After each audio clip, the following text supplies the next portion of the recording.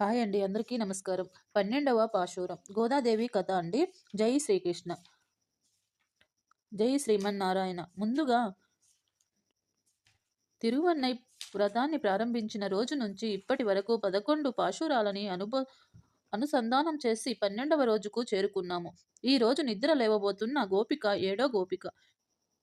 ఇప్పటి వరకు 6 గోపికల్ని నిద్ర మేల్కొలిపి గోదాదేవితో సహా అందరు గోపికలు కలిసి 7వ గోపిక ఇంటికి చేరుకున్నారు. ఈ గోపిక కూడా మంచి వంశంలో జన్మించింది.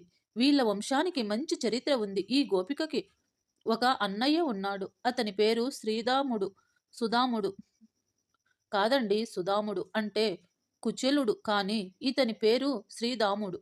ఈ గోపాలుడు శ్రీకృష్ణుడికి బాగా పరిచయం. ఇప్పుడు ఇతను ఎప్పుడు కూడా శ్రీకృష్ణునితోనే తిరుగుతూ ఎప్పుడు శ్రీకృష్ణుని వదలకుండా ఉంటాడు. అప్పుడు తను పనికి వెళ్ళడం మానేశాడు. ఇంతకి తను చేసే పని ఏమిటి? రోజు ఉదయాన్నే పశువుల్ని మేతకు తీసుకెళ్లి అక్కడి నుంచి తిరిగి వచ్చిన తరువాత పాలు పితకాలి, తోడు పెట్టాలి, పెరుగు చిలకాలి, వెన్న తీయాలి, నెయ్యి కాచాలి. ఇవన్నీ గొల్ల వాళ్ళ యొక్క ధర్మాలు. ఎవరు చేయవలసిన ధర్మము వాళ్ళు ఆచరించాలి. ఎవరి పని వారు చెయ్యాలి. వృత్తి ధర్మము మానకూడదు. పూజారి భగవన్ ఆరాధన చెయ్యాలి. బ్రాహ్మణుడు సంధ్యావందనం చెయ్యాలి. వైశ్యుడు వ్యాపారం చెయ్యాలి. కుమ్మరి కుండలు చెయ్యాలి. వైశ్యుడికి కుండలు చేసే నైపుణ్యం ఉండదు. కుమ్మరికి వ్యాపారం చేసే అనుభవమూ ఉండదు. ఎవరు వృత్తిని వారు తప్పనిసరిగా చెయ్యాలి.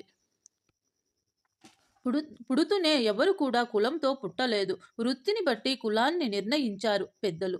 మరి గోపాలుడిది గో సంరక్షణ, అదే అతని పని కదా. గోపాలనకులందరినీ పని అదే కదా. కానీ ఈ శ్రీరాముడు తన పనిని మరిచిపోయి పట్టించుకోకుండా ఎప్పుడూ శ్రీకృష్ణునితో తిరగడము, బృందావనములో ఆడుకోవడము, యమునా నదిలో ఈత కొట్టడము, ఆ నది ఒడ్డున ఉన్న చెట్లు ఎక్కడము, బిల్లాకర్ర ఆడడము ఇదే రోజు పని అయిపోయింది.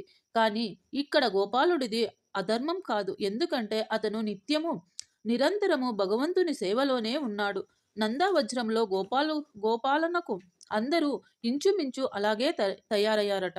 ఎవరైతే వారు చేయవలసిన కర్మలను చెయ్యకుండా తప్పించుకొని తిరుగుతారో అలాంటి వాళ్ళ గురించి శ్రీకృష్ణుడు భగవద్గీతలో చెబుతాడు. మీకు అందరికీ తెలిసిన శ్లోకమే 18వ అధ్యాయము మోక్ష సన్మాన యోగంలో 5వ శ్లోకం ఇందులో పెడతామండి. అంటే యజ్ఞము, దానము, తపస్సు లాంటి కర్మలను వదలకూడదు అని తప్పకుండా ఆచరించి తీరవలసినవే. యజ్ఞము, దానము, తపస్సు మనసులోని మాలిన్యాన్ని తొలగిస్తాయి. మనుషులకి చిత్తశుద్ధి కలుగుతుంది. చిత్తశుద్ధి వల్ల ఆత్మజ్ఞానం కలుగుతుంది. ఆత్మజ్ఞానమే మోక్షానికి మార్గము. అందుచేత బుద్ధిమంతులు విజ్ఞులు ఎప్పుడూ కూడా కర్మలను వదలకూడదు అని శ్రీకృష్ణ పరమాత్మ స్వయంగా భగవద్గీతలో చెప్పారు. ఈ రోజు గోపాలుడు శ్రీరాముడు తన స్వధర్మాన్ని వదిలి శ్రీకృష్ణుడితో సంబంధాన్ని పెంచుకున్నాడు. లక్ష్మణుడు శ్రీరాముణ్ణి ఎలాగైతే వదిలి ఉండలేదో అలాగే ఈ గోపిక అన్నయ్య శ్రీరాముడు కూడా శ్రీకృష్ణ పరమాత్మని వదిలి ఉండలేకపోతున్నాడు. ఎవరైనా భగవంతునితో బంధాన్ని పెంచుకున్నప్పుడు, భగవత్ కైంకర్యమే నర్చి ఉన్నప్పుడు తనకు వర్ణశ్రమ ధర్మాలను ఆచరించడానికి అవకాశం లేక మానివేసినప్పటికీ అతనికి ఏ దోషమూ అంటదు. శ్రీరాముడు ఆ విధముగా ఉంటే ఇక్కడేమో ఇంటి దగ్గర ఉదయమే పాలు పితికే వారు లేరు, కట్టిన దూడలను విప్పేవారు లేరు. ఇలా ఎవరు లేకపోవటం చేత ఆవులు, గేదెలు వాటి యొక్క లేగ దూడలను తలుచుకుంటున్నందువలన పొదుగుల బరువెక్కి పాలు వాటంతట అవే నేల మీద క్రిందనే స్రవించేయట. పెద్ద దారలాగా క్రిందని ఒలిగిపోయావట, కారిపోయాయట. ఈ అన్నయ్య పట్టించుకునేవాడు కాదు. భక్తుడు. అలాంటి మహాభక్తుడైన శ్రీకృష్ణుని స్నేహితుడైన అన్నకి చెల్లెలైన గోపికని నిద్ర నుంచి లేపడానికి గోపికలందరూ కలిసి వచ్చారు. ఉదయమే ఆవులకు పాలు పితికే వాళ్ళు లేరట. ఆవు దగ్గరికి దూడలను వదిలేవాళ్ళు కూడా లేరట. లేగ దూడలు ఆ తల్లి కోసము, తల్లేమో తన దూడ కోసము అరుస్తున్నాయట. పాలు చేయటం వల్ల పొదుగులు బరువుగా అయిపోయాయట. పొదుగులు బరువుగా అయిపోవడం వల్ల అవి దూడలను తలుచుకుంటూ అరుస్తూ పాలని ధారగా కురిపిస్తున్నాయట. అలా పాలన్ని ధారగా కారడం వల్ల ఇండ్లంతా చిత్తడి అయిపోయిందట. అంటే పాలతో బురద బురద అయిపోయిందట. ఇండ్లంతా ఆ వాకిలంతా పాలేనట. చూడండి ఆ పాల సంపద ఎంతుందో. అలాంటి పొడి పాడి సంపద కలిగిన ఐశ్వర్యవంతుడైన అన్నకి తోడబుట్టిన దానా, ఓ ముద్దుల చెల్లెలా, మా తల మీద మంచు పడి అది కరిగి మా ఒళ్ళంతా కారిపోతుంది. అయినా అంత చలిలో కూడా మీ ఇంటి ముందుకు వచ్చి నిలబడ్డాము.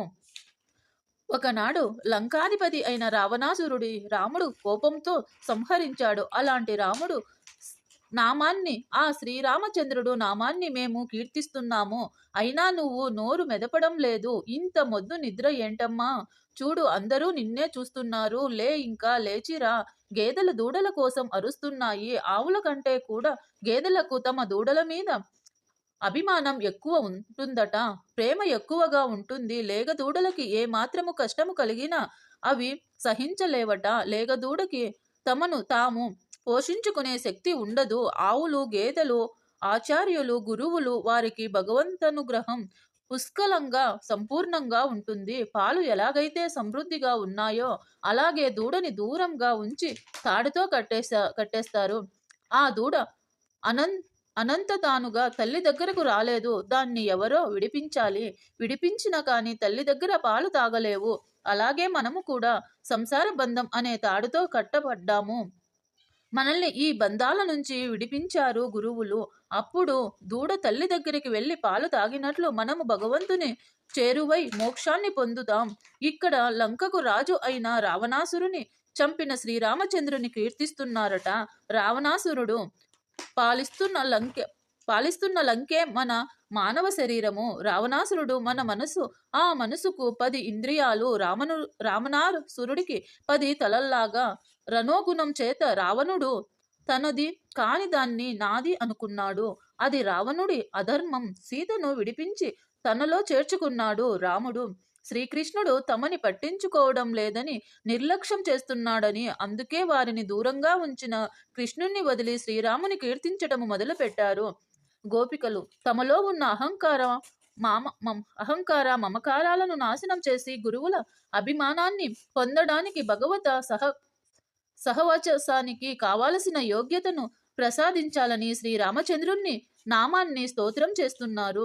రాముని ప్రార్థిస్తున్నారు. ఈ రోజు పాశూరంలో మేల్కొనబడిన గోపిక అంటే కులశేఖరుడు గుర్తు చేస్తుంది ఆండాల్ తల్లి. ఈయన గురించి మనము ముకుంద మాలలో తెలుసుకుందాము.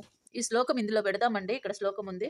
కులశేఖరార్వాలారు వారు ఈ రంగనాథుని, ఆ శ్రీరంగనాథుడిని, ఆ శ్రీరంగంలో ఉండే అర్చనమూర్తిని ప్రార్థిస్తున్నాడు. ఓ ముకుంద, శ్రీవల్లభ, దయాపార, వరద, భక్తప్రియ, బవలుంటన, గోవింద, నాద, నాగశయన, జగన్నాథ, ముకుంద, మోక్షాన్ని ప్రసాదించేవాడా, మోక్షాన్నిచ్చేవాడా అని, శ్రీ వల్లభ, లక్ష్మీదేవికి ఇష్టమైన వాడా అని. భర్త అంటే ఎవరికంటే ఇష్టం ఉండదు. దయాపర, అమితమైన దయని కురిపించేవాడా అని. వరద, వరాలను ఇచ్చేవాడా, వరాలను కురిపించేవాడా అని. భక్తప్రియుడా, భక్తులు అంటే ఇష్టమైన వాడా అని. బవలుంటన గోవింద, ఈ సంసార సాగరం నుండి మమ్మల్ని ఒక ఒడ్డుకు చేర్చటంలో నీకంటే నేర్పులు ఇంకెవరూ లేరు అని. నాదా, నాదుడా, ఎవరికి నాదుడట? లక్ష్మీదేవికి నాదుడు అంటే లక్ష్మీదేవికి భర్త, లక్ష్మీపతి అని. నాగశయాన, ఆదిశేషుడి మీద పడుకునేవాడా. మన ఇంట్లో పాలుందని ఎవరైనా అన్నారనుకోండి, దాన్ని పట్టుకుని బయటికి పంపించేదాకా మనకి నిద్ర పట్టదు. అలాంటిది ఒక పాము కాదు, 1000 పడగల పాము ఆయనను ఎలా నిద్ర పడుతుందో ఈ వాక్యము చమత్కారంగా రాశారు. ఎవరు ఏమి అనుకోవద్దు. జగన్నవాస, ఈ జగత్తులో అంతా నివసిస్తుండేవాడా. జగత్తంతా ఆయనే. విష్ణుం అలావనం ప్రతి పదం కురుమే ముకుంద. ప్రతి పదంలోనూ నీ నామమే రావాలి అంటే వచ్చే ప్రతి మాట నీ గురించే కావాలి. ఇక్కడ పదం అనే మాటకు ఇంకొక అర్థము అడుగు అంటే ప్రతి అడుగులో నేను వేసే ప్రతి అడుగుని దేవాలయానికి రావాలి, నీ దగ్గరికి రావాలి అని కులశేఖరుడు ప్రార్థించినట్లు ఇక్కడ గోపికలు ఆ శ్రీరామచంద్రుణ్ణి ప్రార్థిస్తున్నారు. రేపు 13వ భాగం అండి. అందులో మిగతా తెలుసుకుందాము. సమాప్తం.